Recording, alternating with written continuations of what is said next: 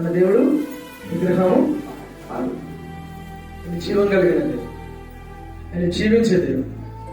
ఆయన మొదటివాడు, ఆయనే కడపటివాడు, ఆయనే ప్రారంభం, ఆయనే అంతం. ఆయన ఉన్నవాడు, అనువాడు, ఆయన ఆమేన్ అనువాడు, సర్వలోక సృష్టిని సృష్టించిన వాడు, దాన్ని ఏలుచున్నవాడు, పరిపాలించుచున్నవాడు. సృష్టిని సృష్టించింది ఆయనే, దాన్ని పరిపాలించేది ఆయనే. సకల లోక జగమంతా ఆయననే సృష్టించాడు. ఆయన తప్ప వేరొక దేవుడు లేడు.